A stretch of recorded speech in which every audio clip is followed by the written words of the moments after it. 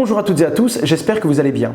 Suite à ma question dans ma dernière vidéo, si vous étiez intéressé sur le fait ou non de parler de finances décentralisées, mais également de différentes plateformes qui proposent des intérêts contre le stockage de votre crypto-monnaie, vous avez été très nombreux à me dire oui en commentaire. D'ailleurs, c'est la première fois que j'ai autant d'engagement sur une des questions que je vous pose dans la vidéo. C'est pourquoi j'ai tout simplement décidé de vous faire une vidéo pour vous parler de toutes les plateformes dans lesquelles vous pouvez déposer votre crypto-monnaie pour avoir des intérêts, mais également les plateformes dans lesquelles vous pouvez emprunter du stablecoin par exemple, contre de la crypto-monnaie. On va parler de différentes plateformes, des plateformes centralisées, des plateformes décentralisées, on va parler de taux et on va essayer d'aborder globalement et introduire seulement dans cette vidéo la finance décentralisée, DeFi ou DeFi pour Decentralized Finance.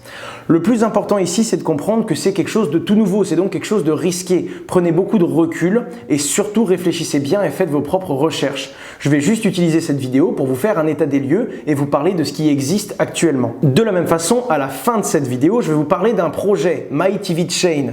J'avais envie de vous en parler dans un sujet intégral. Le souci, c'est que le 15 février, donc demain, quand vous verrez cette vidéo, ils vont lancer leur pré-IO et vont vendre leur première salve de tokens à un tarif avantageux. Je voulais vous mettre le nez dedans et je voulais également recueillir votre avis. J'aimerais bien savoir ce que vous pensez de ce token. Je commence à peine à travailler avec eux. Peut-être qu'un jour, je ferai une vidéo totalement sponsorisée sur le projet. Pour l'instant, je commence à les introduire à d'autres influenceurs, à des médias et je vais commencer à les accompagner dans leur marketing. Je suis donc très curieux d'avoir votre avis sur leur projet qui existe déjà depuis quelques années, qui a déjà développé leurs produits et qui aujourd'hui lance leur blockchain pour soutenir justement le projet. Alors avant même de commencer sur la première plateforme et de vous montrer mon écran, on va parler d'intérêt. Comme vous le savez, on peut, en échange de stocker sa crypto-monnaie sur un site, faire ce qu'on appelle du lending ou du borrowing, prêter ou emprunter de la crypto-monnaie, on peut avoir des intérêts. Des fois, ce sont des intérêts assez impressionnants, de 7, 8, 9, parfois jusqu'à 12% par an d'intérêt. Il y a des extrêmes évidemment, mais globalement, la plupart des sites proposent ce genre d'intérêt, en tout cas pour du stablecoin, des coins stables comme l'USDT, le DAI et encore d'autres crypto-monnaies du genre. Déjà, quel est l'intérêt pour quelqu'un d'emprunter de la crypto-monnaie à ce prix-là? Parce qu'évidemment, si vous pouvez déposer de la crypto-monnaie et recevoir 8%, c'est parce qu'en face, il y a des gens qui viennent emprunter et qui payent plus que 8%. C'est d'ailleurs comme ça que fonctionne le business model de la plupart des plateformes, centralisées ou non. Alors déjà, pourquoi emprunter et payer 12% d'intérêt? Eh bien en fait, c'est pas vraiment de l'emprunt dans le sens où vous prenez de l'argent et vous venez le rembourser petit à petit. C'est plutôt de l'emprunt où vous venez prendre de l'argent et en échange, vous laissez une caution. Principalement de la caution en crypto-monnaie. On appelle ça plus globalement dans le monde de la crypto-monnaie un collatéral. Vous allez par exemple déposer des bitcoins et en échange de ces bitcoins, vous allez obtenir une petite partie de ce montant total en dollars. À quoi ça peut servir et surtout pourquoi emprunter des dollars si on va devoir rendre 8% de plus ou 10% de plus à la fin de l'année? Qui payerait des intérêts aussi forts? Eh bien, c'est très simple.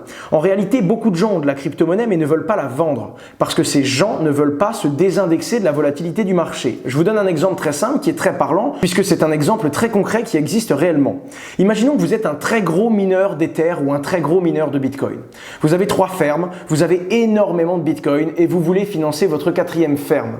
Le problème que vous avez, c'est que soit vous allez emprunter à la banque, mais vous allez devoir prouver que vous êtes stable, etc., etc. Vous allez devoir remplir les dossiers bancaires et la banque peut vous refuser, la banque traditionnelle. Alors que là, vous pourriez très bien revendre vos bitcoins pour monter une nouvelle ferme. Mais vous êtes sûr et certain qu'aujourd'hui, le bitcoin vaut 10 000 $ et qu'il sera à 100 000 $ dans quelques mois, par exemple, et vous ne voulez surtout pas vendre vos bitcoins. Eh bien, vous pouvez aller chez des personnes qui vous proposent justement ce service. Vous allez pouvoir déposer ces bitcoins en échange de stablecoins, c'est-à-dire de dollars, que vous allez pouvoir utiliser pour monter votre ferme. Évidemment, on va vous demander un ratio de collatéral, c'est-à-dire que pour avoir $, un USDT, vous allez devoir mettre beaucoup plus en Bitcoin. Généralement, c'est de l'ordre de 2 fois plus. C'est-à-dire que le ratio de collatéral est de 50%. Quand vous déposez 2 $ de Bitcoin, vous avez 1 $. Il y a quelques sites qui peuvent aller jusqu'à 500, 600, voire même 700%. C'est-à-dire vous demandez 7 $ de Bitcoin sous séquestre pour avoir 1 $ d'USDT.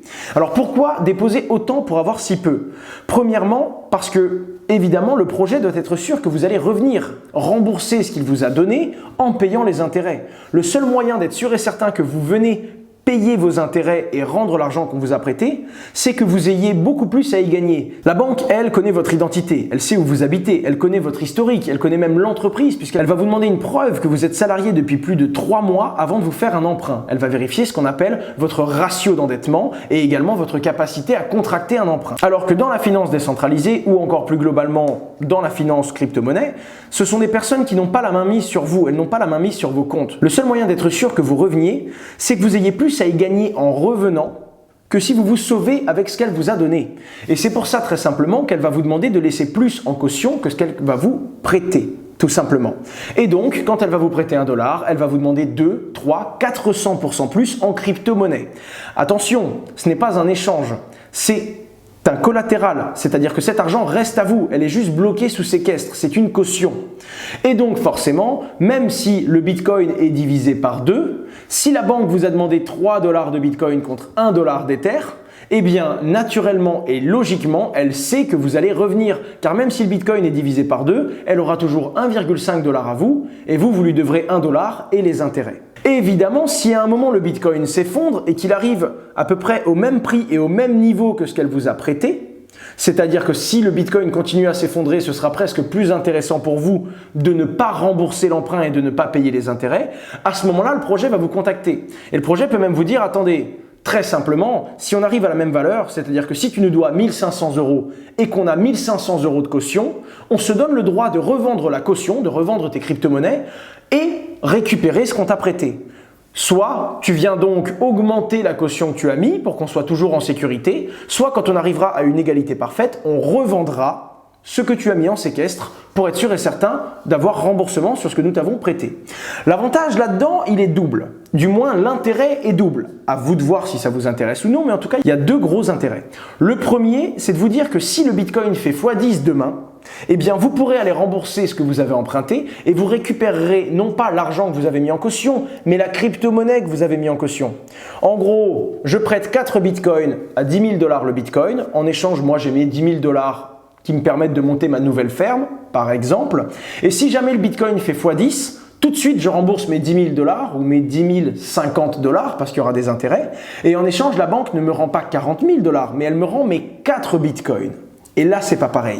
C'est pour ça que c'est intéressant. Ça vous permet de rester assujetti à la volatilité du marché et donc de ne pas avoir à vendre vos crypto-monnaies. De plus en plus de gens ont une grosse part de leurs finances en crypto-monnaie car ces gens y croient fortement. Évidemment, ils ont quand même besoin de vivre à côté. Ils ont besoin de dollars, ils ont besoin de monnaie stable et ça peut donc leur permettre, sans avoir à revendre leur crypto-monnaie, d'obtenir de quoi vivre ou de quoi développer leur activité. Le deuxième intérêt est encore plus complexe. Imaginons maintenant que vous êtes sûr et certain que l'Ether va monter. Vous en êtes persuadé. Il existe l'effet de levier, il existe plein d'autres solutions. Mais vous pouvez par exemple bloquer, je ne sais pas moi, 500 Ethers. En échange de ça, on va vous prêter l'équivalent de 200 ou 300 Ethers en dollars. Si 500 Ethers, ça fait, je ne sais pas moi, 120 000 €, eh bien on va peut-être vous prêter 40 000 € en face. Vous avez mis 500 Ethers sous séquestre, on vous a donné 40 000 €, et avec ces 40 000 €, vous allez racheter des Ethers. Ce qui va vous permettre du coup d'avoir beaucoup plus d'Ethers parce que vous allez avoir l'équivalent de 160 ou 170 Ethers. Si l'Ether explose à la hausse, évidemment si vous faites ça c'est parce que vous pensez qu'il va prendre de la valeur, à ce moment-là vous pourrez aller rechanger vos Ethers contre des dollars, vous aurez gagné de l'argent et avec la moitié des dollars que vous aurez, par exemple, payer la caution, rembourser la banque avec un petit peu d'intérêt et récupérer tous les Ethers que vous avez mis et qui eux aussi ont pris de la valeur. Ça vous permet donc de faire l'équivalent d'un effet de levier.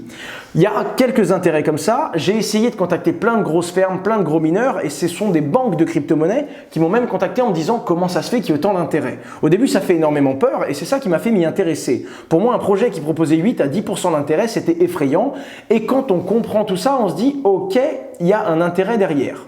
Après, il faut malgré tout faire attention parce qu'il y a des projets très sérieux qui peuvent vous proposer ce genre de service et il y a des projets peu scrupuleux qui pourraient vous faire miroiter des taux d'intérêt super intéressants et évidemment se sauver avec la caution qui est supérieure à ce que vous avez récupéré. Faites donc vos propres recherches, ceci n'est pas un conseil en investissement. C'est déjà pas le cas quand je vous présente un projet, c'est encore moins le cas quand je vous présente des outils que j'utilise et des fois des outils que je n'utilise pas. Là pour le coup, je vais vous en parler de quelques-uns, je vais vous dire ce que je préfère, je vais vous dire pourquoi, mais globalement, je vais vous présenter des projets que je ne connais pas non plus. J'ai vraiment fait le benchmark de ce qui existe. Mon but à moi, c'est de vous donner une overview, à vous de faire vos recherches et de prendre vos propres décisions. Dans ce qui est centralisé, on va maintenant commencer par des projets qui sont centralisés, donc il y a une entreprise derrière. On va parler de Celsius, c'est l'un de mes préférés pour une et unique raison, je vais être franc avec vous. Déjà il est très solide et il ressort souvent quand on demande aux gens les 2-3 projets les plus costauds qu'ils connaissent dans ce domaine-là, mais j'ai pu rencontrer le CEO à Vegas et mine de rien, quand on met la main sur quelqu'un, ça fait quelque chose. Qui plus est, c'est un projet qui se développe bien, c'est un projet qui a eu des problèmes de régulation et qui a réussi à se remettre dans les clous, qui a évolué et donc c'est un projet qui a duré dans le temps. Très simplement, le projet vous propose exactement ces deux services-là, c'est-à-dire emprunter de la crypto-monnaie en laissant une caution ou alors déposer de la crypto-monnaie contre des intérêts. Et ça peut être intéressant. Hop. Voilà, tout simplement avoir des prêts avec du cash et là vous avez les taux qui sont comme par hasard un petit peu supérieurs au dépôt. C'est-à-dire que si on vous permet d'emprunter de l'Ether à 7%, on va vous permettre de prêter de l'Ether à 6%. C'est comme ça que le projet s'y retrouve. D'ailleurs, Celsius est intéressant parce qu'ils ont un token et une partie des bénéfices que le projet récupère, une grosse partie d'ailleurs, est réinjectée dans ce jeton. Beaucoup de projets d'ailleurs utilisent ce genre de processus. Hop. Voilà, vous allez pouvoir faire des calculs. Par exemple, actuellement, si je veux emprunter du Bitcoin, si je veux emprunter 5000 $, et là vous voyez le ratio de collatéral qui est énorme, mais c'est normal, le projet doit se protéger. Pour emprunter 5000 $, on vous demande à peu près 2 Bitcoins, c'est-à-dire un ratio de collatéral d'environ 4. Après, vous pouvez demander à le diminuer, c'est-à-dire de le mettre jusqu'à 50%, donc l'équivalent de 10 000 $ pour 5000 $ de caution. Par contre, l'équivalent de 10 000 $ de caution, un Bitcoin, contre 5 000 $ qu'on va vous prêter. Évidemment, les intérêts bougent. Plus vous prenez un gros ratio de collatéralisation, en gros, plus le projet se sécurise, plus les intérêts qu'il va vous demander de payer sont faibles. Regardez en bas à quel point c'est énorme et à quel point on part du qui tout double, tout simplement. Ensuite, en fonction de la période, vous allez payer plus ou moins d'intérêts naturellement puisque c'est un montant annualisé. Évidemment, plus ça dure, plus vous allez payer d'intérêts puisque vous allez payer d'intérêts sur la durée, évidemment. Voilà comment ça fonctionne si vous voulez emprunter contre de la crypto-monnaie en caution du cash. Maintenant, on va regarder ce qui intéresse la plupart d'entre vous, gagner des tokens. Là, c'est l'effet inverse, c'est l'autre côté du système. Ça vous permet de déposer de la crypto-monnaie et d'avoir des intérêts. Par exemple, on va prendre de l'Ether, on va en déposer 10, d'accord? Et on va dire qu'on va les déposer sur un an. Et ça vous fait 61 $ d'intérêt. Évidemment, vous pouvez décider à être payé et de recevoir uniquement vos intérêts en Celsius token. Et là, évidemment, on vous donne un petit peu plus puisque vous acceptez d'être rémunéré non pas en Ether, mais avec le token du projet. En descendant ici, vous avez directement les ratios d'emprunt, à quel prix vous allez payer le token si vous empruntez et le ratio si jamais vous déposez. Vous voyez que sur l'Ether, vous avez 2,33% d'intérêt par an, sur le Bitcoin 2,8%. Sachez que ça augmente un petit peu si vous acceptez d'être payé en Celsius token, évidemment. Si vous empruntez du stablecoin, vous allez payer 10% d'intérêt. Par contre, si vous déposez du stablecoin, c'est vous qui allez recevoir 7,5% d'intérêt par an. Et légèrement plus, encore une fois, si vous utilisez le token. Globalement, toutes les plateformes que je vais vous montrer sont centralisées, plus ou moins, ça dépend de leur discours, et vont vous proposer à peu près les mêmes services, avec des taux d'intérêt légèrement différents, avec des sécurités légèrement différentes, mais le concept reste le même. Nexo est une autre plateforme qui propose aussi une carte de crédit qui vous permet de faire ce genre de choses. Vous avez tous les intérêts, dès que vous allez gratter un petit peu sur le site, globalement, ils vous font tous la même chose, ils vous permettent de savoir si vous faites un emprunt, combien vous allez payer, et si vous déposez de la crypto-monnaie, combien est-ce qu'on va vous donner comme récompense contre ce dépôt. BlockFi, il me semble que c'est l'un des plus gros. Mais en attendant, c'est l'un des moins connus en Europe. Mais je sais que les Américains connaissent énormément BlockFi. Pareil, vous avez des outils pour calculer et pour voir évidemment ce que ça pourrait vous représenter. Je vous mets tous les liens dans la description. YouHolder, je vous en parle parce qu'il me fait peur. Je vous en parle parce qu'il me fait peur parce qu'il propose 12% d'intérêt et des fois jusqu'à 15% d'intérêt en fonction de ce que vous pouvez déposer. Ça me fait peur parce que j'en ai entendu parler 4-5 fois. Uniquement sur de la publicité, que ce soit sur Instagram ou sur Facebook, il n'y a que des pubs qui m'ont mis en avant ce projet. Et à chaque fois que j'ai demandé à des gens qui connaissaient bien ce genre de système, ils m'ont toujours dit « Oula, moi je connais Celsius, moi je connais Nexo ou encore moi je connais BlockFi, mais je ne connais pas du tout YouHolder ».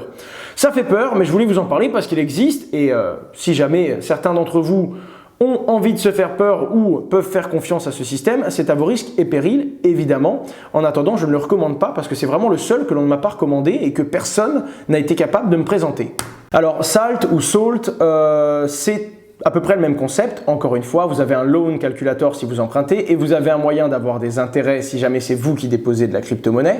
En attendant, la plateforme est un petit peu différente dans le sens où c'est vous qui devez payer des Salt, donc leur token, pour avoir accès à cette plateforme.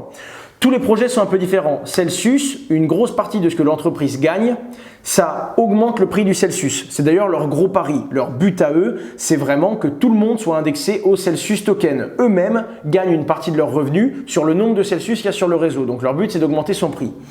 Nexo, je ne sais pas trop comment fonctionne leur modèle, mais globalement, ils ont une carte de crédit derrière et ils peuvent également vous proposer d'acheter du Nexo token. C'est une partie plus petite qui est redistribuée au Nexo token.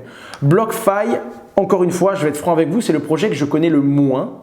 Et Salt, eux, c'est carrément, les gens sont obligés d'acheter le token pour pouvoir utiliser la plateforme. Bref, il y a différents types de business models différents, mais en attendant, les plateformes gagnent en général sur deux choses. Premièrement, la différence entre ceux qui empruntent et ceux qui prêtent. Ils prennent un petit filat, soit ils le redistribuent au token, soit c'est pour eux. Et ensuite, sur la méthode d'accès à la plateforme, comme par exemple Salt, qui eux doivent gagner X euros à chaque fois que quelqu'un utilise la plateforme. Voilà, il y a également Crypto.com, mais je ne vais pas vous en parler, puisque c'est encore une fois centralisé, comme ceux d'avant, et j'ai fait une vidéo intégrale dessus juste avant. Maintenant, je vais vous parler de finances décentralisées. Alors la finance décentralisée, c'est à peu près le même concept, en tout cas sur de l'emprunt et sur du prêt, sauf que c'est dans des smart contracts. Il y a des gens qui prêtent, il y a des gens qui empruntent, mais tout est écrit dans un smart contract, très généralement sur la blockchain Ether, évidemment, puisque c'est le plus développé là-dessus. Le très fameux et très connu MakerDAO qui s'affiche ici, qui a créé le DAI, donc un stablecoin, d'accord, qui n'est pas basé comme Tether, par exemple, Tether, où il y a pour un Tether sur le marché, il y a X% en banque. Pour un TrueUSD, il y a X% en banque. Les sociétés sont auditées, on vérifie quand il y a 5 milliards de Tether sur le marché, il y a bien X milliards en banque pour être sûr et certain que c'est sécurisé. Là, pour le coup, le DAI, c'est une crypto-monnaie stable basée du coup sur le prix du dollar, mais qui n'est pas backée par du dollar. Elle est backée par de la crypto-monnaie sous caution. En gros, le DAI lui-même, DAI, le logo s'affiche à l'écran, c'est une crypto-monnaie qui a été créée avec MakerDAO, d'accord? Donc c'est une Decentralized Application, et c'est grâce à ça, et c'est grâce à tous ces gens qui bloquent de la crypto-monnaie, qu'on est sûr et certain qu'il y a un certain nombre de DAI en circulation. Si les gens retirent tous leur crypto-monnaie, ça va supprimer des DAI, et c'est d'ailleurs comme ça qu'on va régler le stablecoin et qu'on va être sûr que son prix va rester stable. D'ailleurs, vous voyez du coup différents produits qui ont été développés autour de MakerDAO. Vous avez plein évidemment d'applications qui utilisent ce stablecoin, notamment Oasis, c'est ça qui m'intéresse, et Compound Finance. Alors évidemment, là vous voyez exactement ce que vous pouvez avoir comme intérêt et ce que vous pouvez gagner en face. Avantages et désavantages de la Decentralized Finance. Pour moi, il y a moins de chances qu'il y ait un problème dans le smart contract et qu'il y ait un problème technique dans une application décentralisée. Si on devait comparer ça au fait que l'une des premières entreprises centralisées que je vous ai présentées fasse faillite, comme par exemple YouHolder. Pour moi, il y a plus de chances qu'une société fasse faillite plutôt qu'un smart contract ait un problème. Premier point. Voilà pourquoi je vous conseille, si vous voulez mettre beaucoup d'argent, de vous fier à de la Decentralized Finance. Par contre, petit problème, et vous allez le voir ici, il y a beaucoup moins d'intérêt et sur beaucoup moins de jetons. Par exemple, l'Ether, il n'y a que 0,01%. Autant vous dire que je ne vais même pas aller mettre mon Ether là-bas, même si le risque est minime, je ne vais pas aller mettre de l'Ether pour gagner 0,01% d'intérêt par an. Donc évidemment, c'est uniquement si tout plein de gens vont emprunter sur ce site-là que le taux va pouvoir monter. Malgré tout, si je vous en parle, c'est car il y a un truc intéressant. On peut emprunter et on peut prêter du DAI à un taux intéressant. Emprunter du stablecoin à 8%, alors que sur la plupart des sites, c'est 10 ou 12%. Et on peut obtenir des intérêts en prêtant 7,58% d'intérêt et ça varie. Comme c'est une organisation décentralisée, ça varie en fonction de l'offre et de la demande. Quand j'ai prêté mes premiers DAI, on était sur environ 5,8%. J'ai vu une montée à 7,6%, 8%. À un moment, c'est même monté à 9%, regardez. Et aujourd'hui, on est sur du 7,58%. Évidemment, les intérêts vont changer tous les jours. Et là, pour le coup, ce sont des intérêts composés sur cette plateforme. Dans le sens où, si vous avez 1 euro d'intérêt aujourd'hui, vous avez prêté de l'argent, vous recevez 1 euro, et bien demain, vous allez avoir des intérêts sur le même montant, mais aussi sur le 1 euro que vous avez prêté, puisque ce sont des intérêts compound, puisque ce sont des intérêts composés. Voilà, donc pour le coup, il y a deux façons de le faire. Moi, j'aime bien Compound Finance. Vous pouvez lire beaucoup de documentation.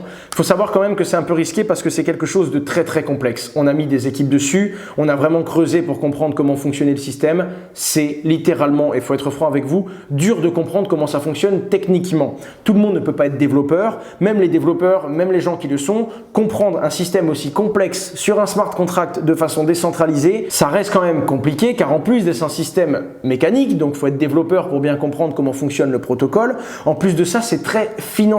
C'est basé sur des moyennes et sur des calculs qui sont forcément compliqués. En attendant, il y a énormément de gens, regardez, je crois sur Compound, si vous vous rendez ici, vous allez voir, voilà, 200 millions déposés sur 8 différentes crypto-monnaies. Je peux vous dire que les 200 millions de personnes à travers le monde qui ont déposé ces fonds, il y a forcément des gens qui ont énormément creusé. Quand il y aura des normes dans le futur, quand il y aura un protocole très utilisé dans le monde entier, là on n'aura plus trop de soucis à se faire parce qu'il y aura forcément des gens qui auront audité de fond en comble le smart contract pour être sûr qu'il n'y a pas de soucis. Là globalement, je me sens quand même en sécurité dans le sens où 200 millions de dollars placés sur ces contrats-là, il y a forcément des gens et des grosses entreprises qui ont fait des audits. Et c'est pour ça que je vous dis, si vous voulez mettre beaucoup d'argent, préférez mettre ça sur du stablecoin dans un Decentralized Finance Protocol plutôt que d'aller mettre tout votre argent sur un système centralisé. Vous pouvez aller mettre un peu d'Ether, un peu de Bitcoin. Je le fais également sur Celsius personnellement. Vous pouvez le faire aussi sur Nexo qui a l'air sérieux, BlockFi si vous creusez un peu plus. Mais en attendant, faites vos propres recherches et surtout soyez raisonnables. On ne sait pas de quoi sera fait demain. Même si certains d'entre eux sont régulés et sont validés par les autorités du pays, on ne sait vraiment pas comment ça peut évoluer, bien sûr. Alors pour le coup voilà, je vais vous montrer maintenant comment le faire sur Compound. Je me suis envoyé 120 DAI juste avant pour vous montrer. Et on peut également le faire ici, sur MakerDAO, vous voyez tous les produits. Par exemple Oasis que j'ai ouvert, qui est un produit décentralisé. Vous pouvez emprunter, vous pouvez également échanger avec une plateforme décentralisée et vous pouvez surtout,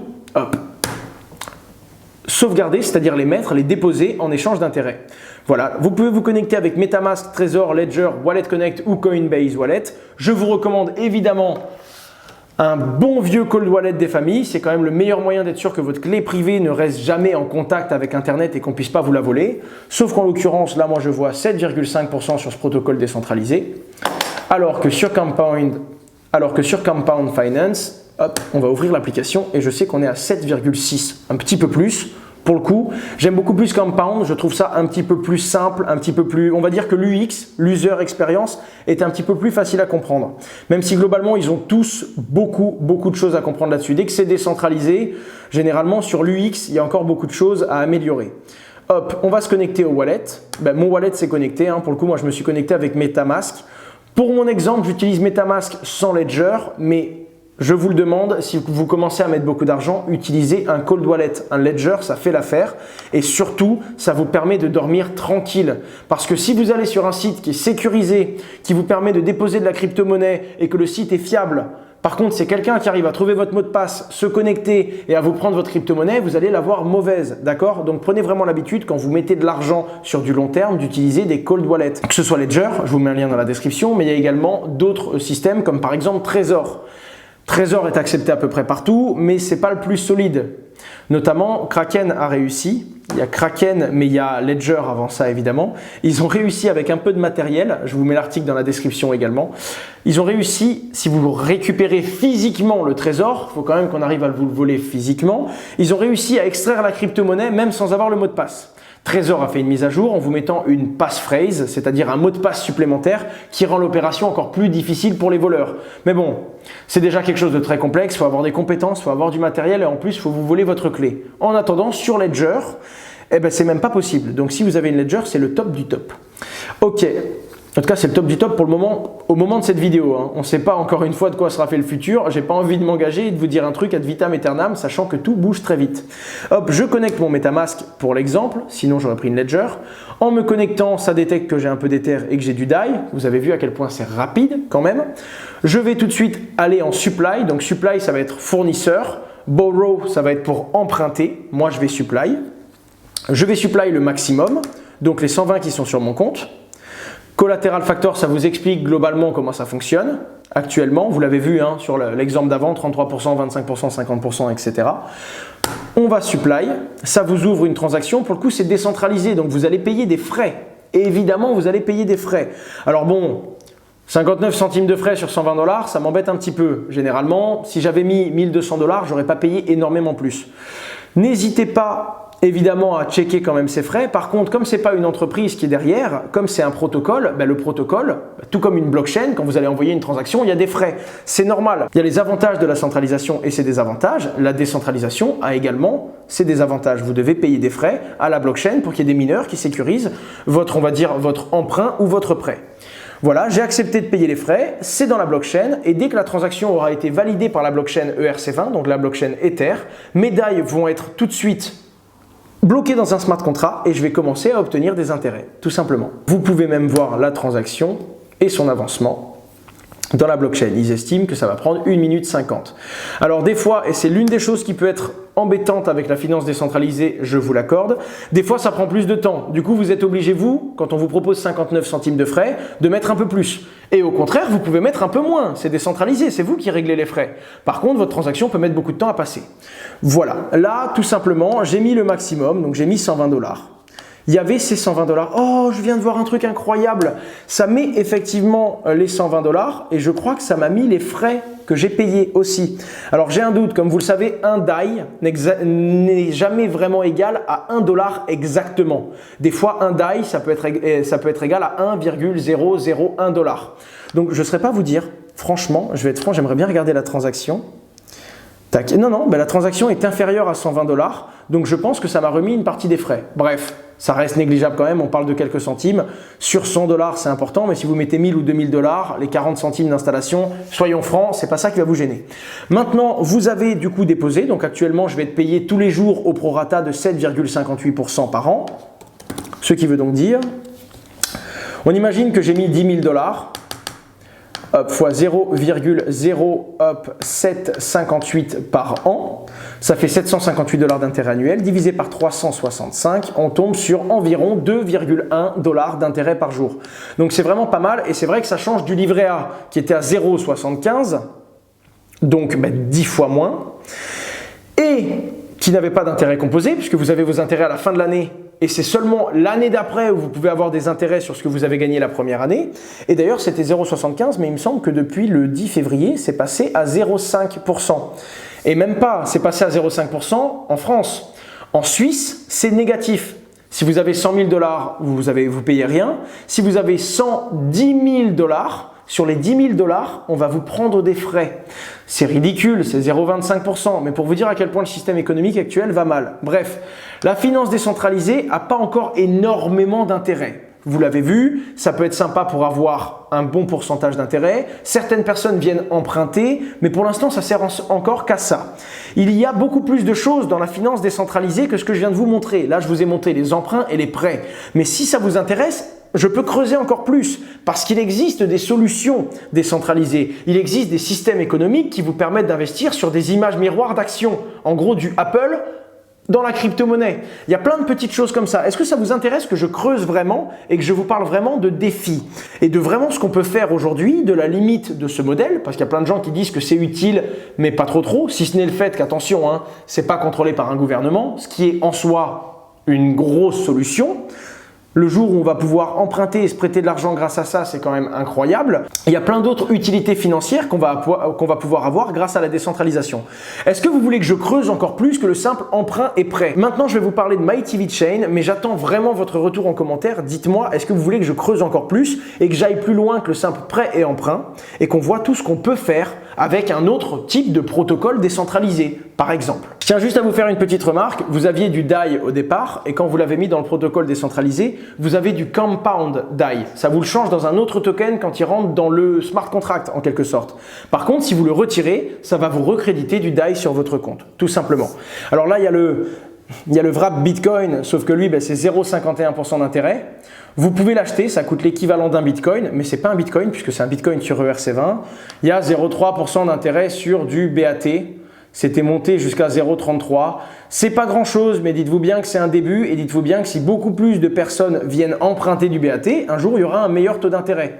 En tout cas, vaut mieux avoir une pure liberté décentralisée, même si c'est des faibles intérêts, plutôt que de tout mettre sur une plateforme centralisée en priant pour qu'elle n'ait pas de problème. Je le rappelle. Et maintenant, je vous vole 4 petites minutes pour vous parler de MyTVChain. Alors pour la petite histoire, j'ai été contacté par Corneliu, qui est un advisor du projet, qui est venu vers moi et qui m'a dit « Owen, ça va faire maintenant plusieurs années que je suis un projet et il est sur le point d'utiliser la blockchain pour son infrastructure. » J'ai beaucoup échangé avec lui et je sais qu'il a passé 40 ans dans le monde de la télé. C'est-à-dire qu'il avait une entreprise qui supportait techniquement des chaînes comme par exemple M6 ou France 3 en France.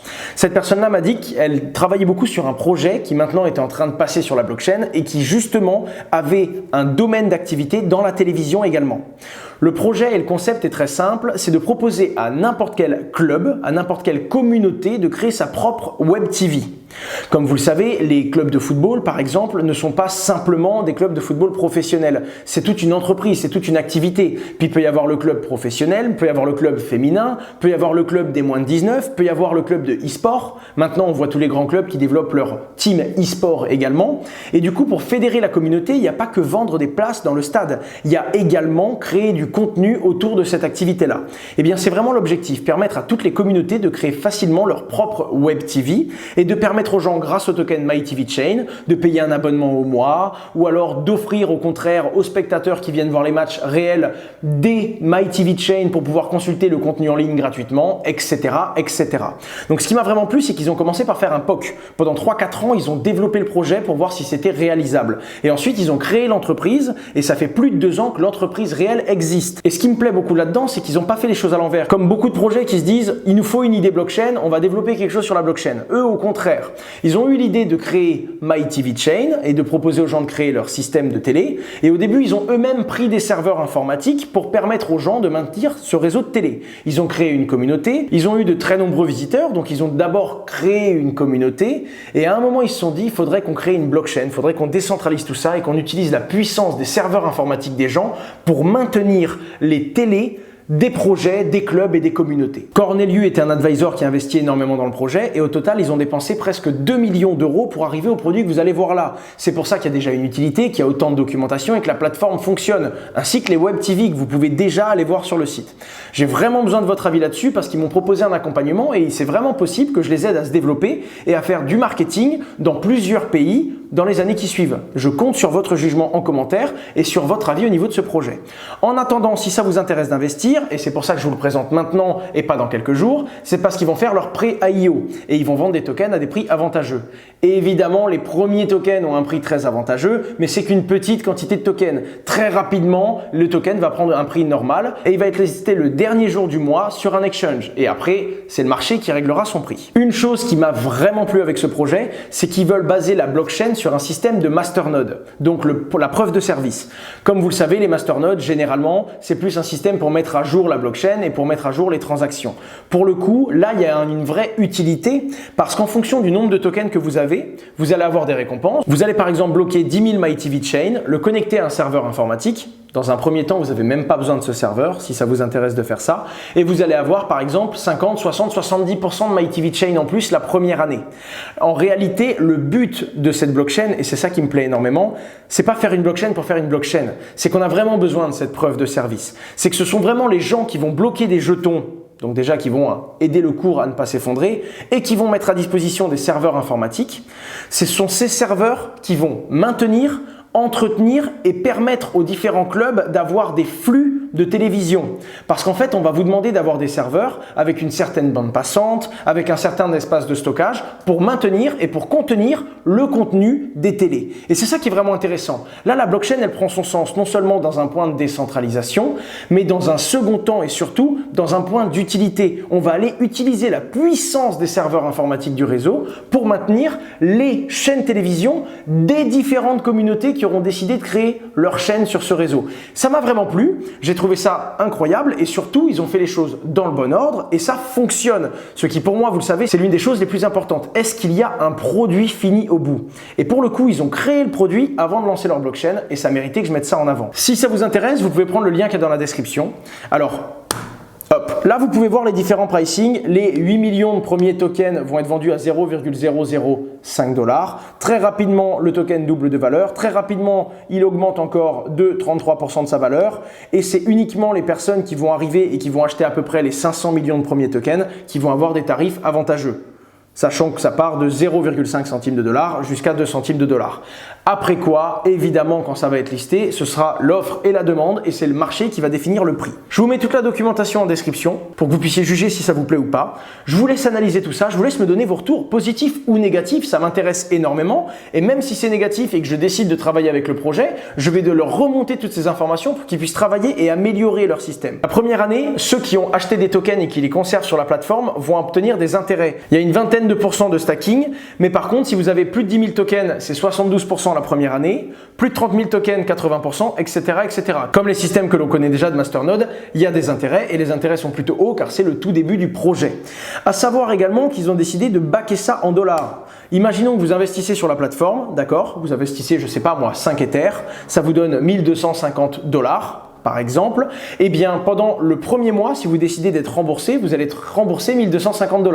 Et évidemment, dès que vous allez commencer à avoir la récompense comme si vous aviez une masternode, si vous demandez un remboursement, ils vont vous rembourser ce que vous avez investi, moins les récompenses que vous avez déjà obtenues, évidemment. Bref, je vous laisse vous inscrire là-dessus. Sachez qu'avec le lien que je vous mets dans la description, je vous mets les deux, un lien pour créer votre compte et un lien pour créer votre compte avec de l'affiliation. J'ai pas de bonus du tout, d'accord? À la base, les influenceurs ont 10% de bonus, c'est-à-dire que si vous créez votre compte et que vous prenez un lien d'affiliation, vous aurez 10% de bonus sur les gens que vous invitez. Mais en attendant, pour les influenceurs, on a demandé à inverser ça et que ce soit 10% de bonus sur le prix du token pour les acheteurs et non pas pour les influenceurs. Je trouvais ça plus fair, étant donné que c'est un projet qui est quand même jeune, c'est un projet qui forcément prend des risques puisque c'est un projet qui se lance sur la blockchain et qui développe son activité. Ils ont besoin de plus que des investisseurs. Ils ont besoin de personnes qui vont les aider à développer leur communauté française. Ils ont besoin de personnes qui vont les aider à mettre le doigt sur les choses qui vont pas et qui doivent être améliorées. Ils ont besoin de fédérer de l'engagement encore plus que jamais et ils vont encore plus développer leur communauté parce que pour l'instant, ils avaient une communauté d'utilisateurs, des gens qui utilisaient leurs produits. Maintenant, ils ont besoin d'une communauté blockchain qui vont les aider à développer leur réseau de masternode et leur réseau de sécurité. Bref, je voulais évidemment vous en parler pour la première fois avant la première opportunité d'investissement. De la même façon, il y a plein d'influenceurs qui vont commencer à parler de ce projet-là et je pense même qu'il va vraiment commencer à s'étendre à l'international. Donc pourquoi pas vous mettre au devant de la scène et vous le présenter le plus tôt possible. J'espère que cette vidéo sur les prêts et sur les emprunts de crypto-monnaie vous aura plu. Faites attention, c'est vraiment quelque chose de tout nouveau. C'est toujours pareil dans le monde de la crypto-monnaie. Quand c'est très jeune, on peut avoir des intérêts et on peut avoir des bonus qui sont intéressants parce que forcément, on prend plus de risques que si on arrivait dans un système qui existait depuis des années et des années. C'est important de se mettre à jour. C'est important de savoir que ça existe. En attendant, vous devez prendre du recul et toujours faire attention et faire plus de recherches. Une vidéo, c'est une introduction. Je peux vous présenter des produits que j'ai découverts, que j'utilise un petit peu, mais vous devez toujours aller plus loin et aller au fond des choses. Si vous allez sur n'importe lequel des sites que je vous ai présentés, que ce soit du premier site de lending Celsius centralisé, en passant par Compound Finance, en passant par MyTVChain à la fin qui est un projet, vous allez vous rendre compte que plus vous allez creuser, plus vous allez découvrir beaucoup de choses qui vont vous plaire ou non. Mais ça, c'est important. C'est à vous de vous faire un avis. Et tapez même sur Internet pour essayer d'avoir des avis négatifs ou des avis opposés. Parce que j'ai des fois moi-même des avis négatifs et il existe des gens qui pensent du bien de projets que je n'aime pas. Par exemple, c'est uniquement quand on aura une overview qu'on est capable de prendre une bonne décision et du moins de se faire son propre avis. Si ça vous a plu, abonnez-vous à ma chaîne et si vous voulez être au courant à chaque fois que je mets une vidéo en ligne pour avoir les dernières exclusivités, n'hésitez pas à activer la cloche des notifications. On se retrouve sur mes réseaux sociaux, Facebook, Twitter, Instagram, le tout est en description et je vous dis à très bientôt. Au revoir.